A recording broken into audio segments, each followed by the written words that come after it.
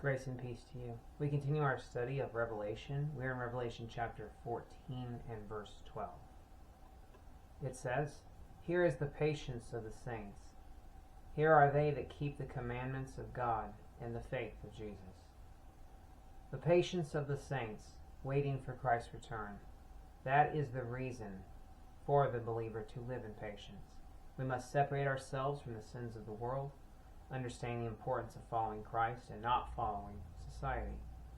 People who live by faith are often mocked for it, but we endure the hardness as good soldiers of Christ. 2 Timothy chapter 2, verse 3. We know God will reward us if we are patient. We wait then for his appearing. Verse 13 of the text. "And I heard a voice from heaven saying unto me, Write, Blessed are the dead which die in the Lord henceforth.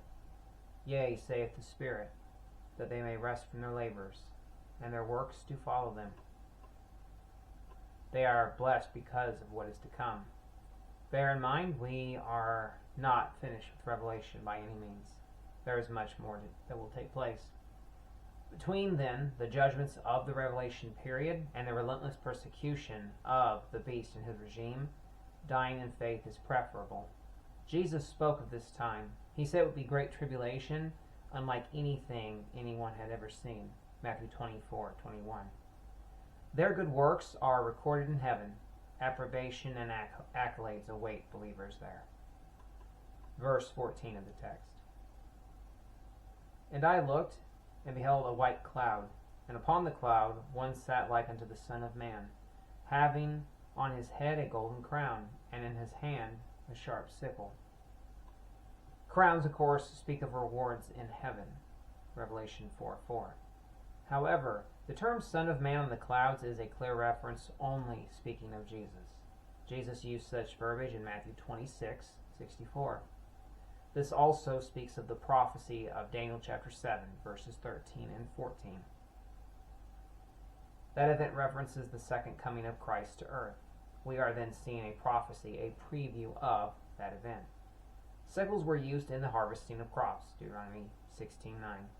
Per usual, the usage and meaning of the sickle will become clearer to us as we read further into the text. Verse 15. "And another angel came out of the temple, crying with a loud voice to him that sat on the cloud, Thrust in thy sickle and reap, for the time is come for thee to reap, for the harvest of the earth is ripe." The temple is a reference to the temple of heaven. It has been mentioned many times so far. It will actually be mentioned again in Revelation 16:17, a few verses from now. The angel then carries the message, the time has come for the next judgment. Do not believe those who say that there is no judgment, that there will be no accounting before God, because there indeed will be. As it is written, "Be sure your sin will find you out." Numbers 32:23. Verse 16 of the text. "And he that sat on the cloud thrust in his sickle on the earth, and the earth was reaped." Christ begins the judgment. The wicked cannot escape. Our actions create for us a harvest. It can be good or bad. Regardless of what we sow, we will ultimately reap. It will either be rewards for our godly deeds or judgment for wicked deeds. It is written that God is not mocked, and what a man sows he will also reap. Galatians 6:7. The following verses will continue the analogy of comparing judgment to a harvest. Ultimately, this finds its culmination and fulfillment in Armageddon. Verse 17. "And another angel came out of the temple which is in heaven, he also having a sharp sickle." This verse simply says that an additional angel has joined this conversation, this one also carrying a sickle. Verse 18 of the text. "And another angel came out from the altar, which had power over fire, and cried with a loud cry to him that had the sharp sickle, saying, Thrust in thy sharp sickle, and gather the clusters of the vine of the earth, for her grapes are fully ripe." This angel is a reference from Revelation chapter 8, verse 5. At that time, this angel was attending the incense altar in front of the throne of God, and they used fire from the altar as a part of God's judgment. The angel of the altar informs the angel with the sickle it's time to proceed with the judgment. Again, this is referencing what is going to culminate in Armageddon. This is the precursor. Armageddon is the culmination of all battles. It is the final battle of the tribulation period. It is discussed throughout Revelation, but is mentioned by name in Revelation chapter 16, verse 16.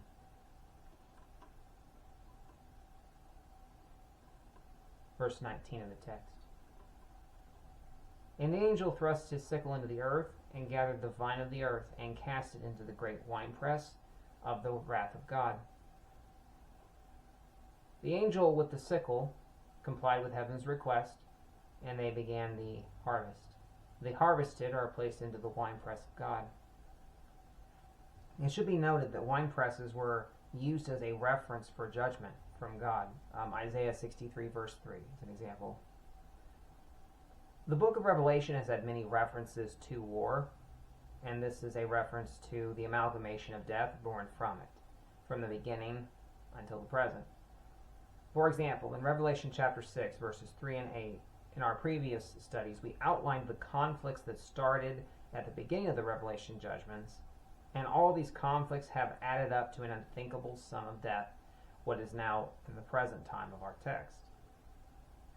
In Revelation chapter 6 alone, in that chapter only, 1/4 of humanity died, and many more have died since then. That is important to understand as we read forward. The wars have been nearly non-stop since the Revelation period has started. The battlefields were beginning to look absolutely horrendous, a byproduct of all the death and suffering that had accumulated since the start. War and its aftermath have taken a heavy toll on the planet. Its location is discussed in the next verse. I would like to note also that Joel chapter 3 predicted this outcome. The entire chapter is dedicated to prophecy, but special attention can be paid to verses 10 through 14, corresponding with our text. All nations are being gathered together for war. Now, many factors could bring the battle to the Middle East, and have kept it there. Perhaps at first it was because of alliances forged, the big parties choosing to help or support certain Middle Eastern countries. Or perhaps the presence of oil has drawn or kept the attention from interested parties. Regardless, the final outcome is staggering. Verse 20 of our text. And the winepress was trodden without the city, and blood came out of the winepress, even unto the horse's bridle, by the space of 1,600 furlongs. The reference here is to the city of Jerusalem. We know for certain that Armageddon will take place in Israel, Zechariah 14:2, and that the carnage will be evident from outside the city. It will be visible. The measurements here, if we were to translate them, that would come to about 200 miles and stand at least 4 feet tall. It's a literal sea of agony, littered with weapons, the dead, and other horrendous scars from countless conflicts and battles. As grim as this is, let it be remembered that our biggest takeaway from this is to remember that Christ will return, and it is my hope that you will find Christ. That way you can avoid the judgments of Revelation and be saved from this wrath to come. Jesus alone makes the path to heaven possible. John 14, verse 6. That concludes our study for now. I want to thank you very much. I pray that the Lord will bless you, keep you. We will continue our study of Revelation. Until then, God bless.